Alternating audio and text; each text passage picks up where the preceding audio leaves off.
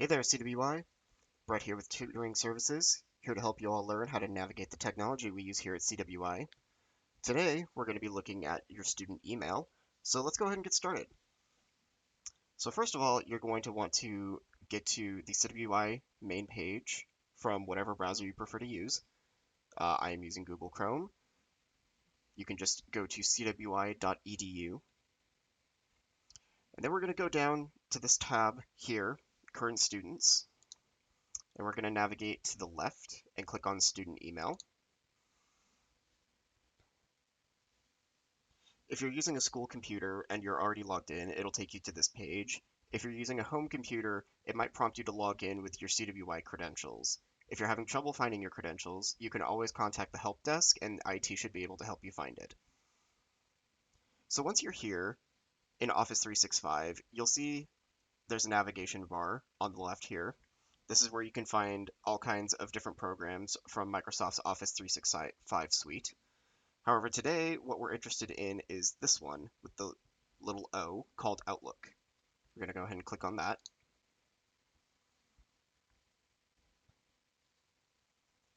And you see here, this is your student email. So next, why don't we go ahead and try making and sending an email. You'll navigate to the left here and click on New Message. And you'll figure out who it is that you want to message. I'll send an email to myself as a test. On the subject line, you usually want to give a little bit of a preview of what the email is about. So for this one, I'm just going to call this a test email. And you'll start with a greeting and type out your email.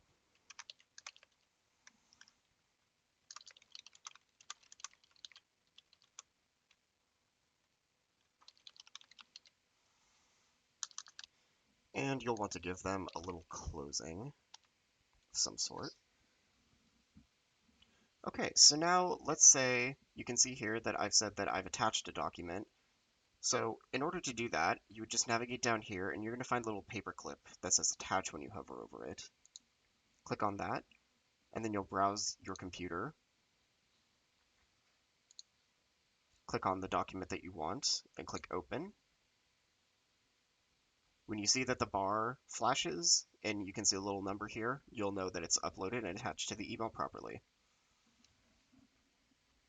Then navigate down to the bottom and you can click on send.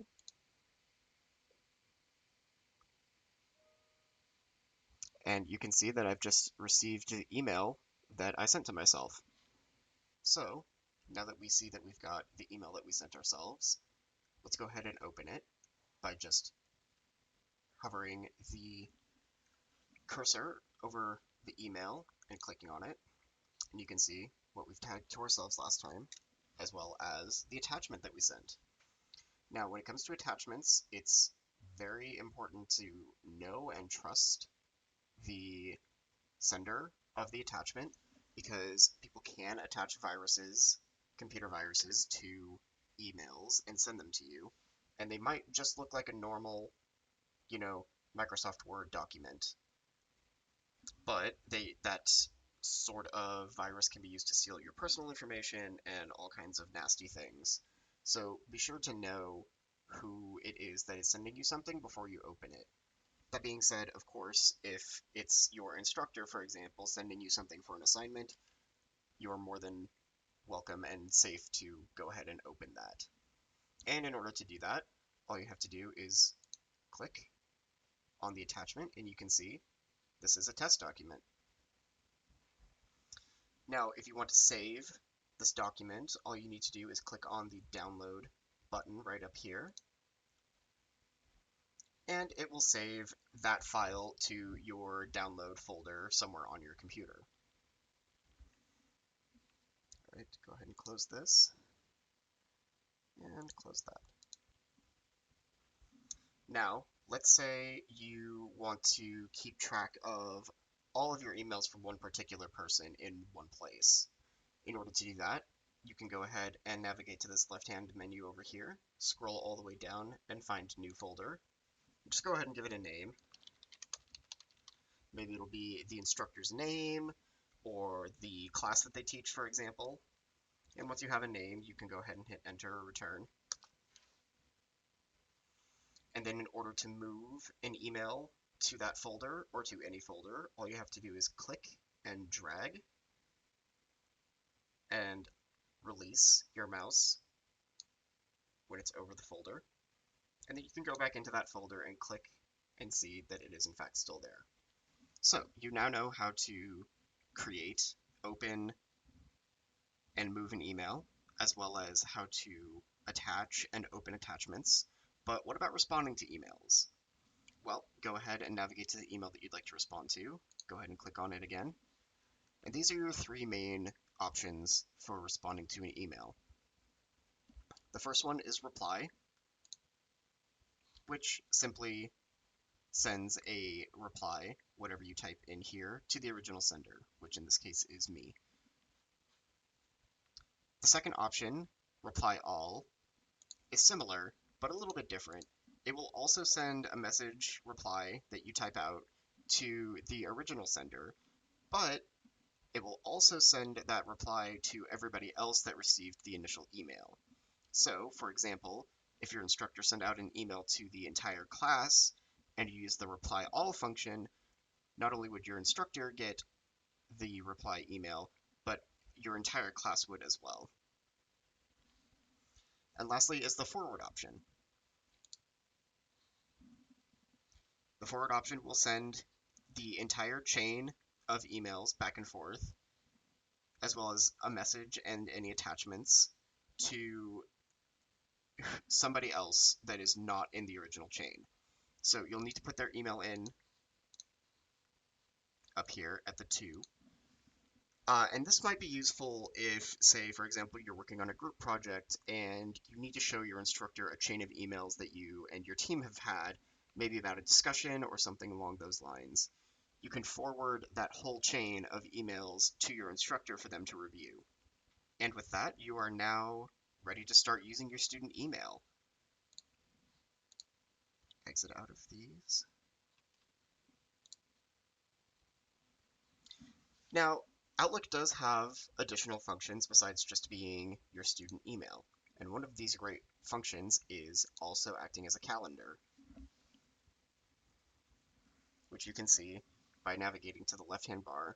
This is Outlook's email, and this is Outlook's calendar. Now I'm going to go down to a more open month in the future by using the up and down arrows. You can see I'm now in April of 2022. And you might be wondering how to create events or schedule things in Outlook.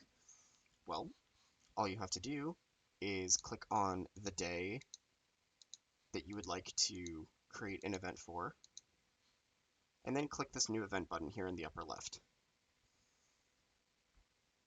You can add a title. You can pick times.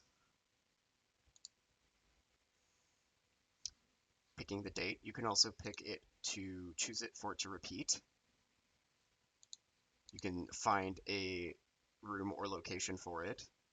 This is especially useful if you're going to be inviting other people to the event. You might pick a room number, or you might be able to pick an address if you've agreed to meet somewhere off campus. And you can even set reminders. Another great aspect of using Outlook's calendar function is that it also allows you to invite other people to these events, or other people can invite you to events using this invite attendees function. And when you or somebody else does, if that other person has also been using Outlook Calendar, you'll be able to see their availability in this bar here compared to yours. And that'll make it really easy to find a time that works for both of you. All right, well, we're ready to create this event, so you can just go here and click on Save. And you can see right here at 11 a.m., lasting for 30 minutes, we have our test title event. You can also click on this in order to edit it if you need to. Well, that's it for today's video. Remember that if you ever need more help than this, to come find computer literacy tutoring at the tutoring center. We're looking forward to working with you. See you next time, CWI.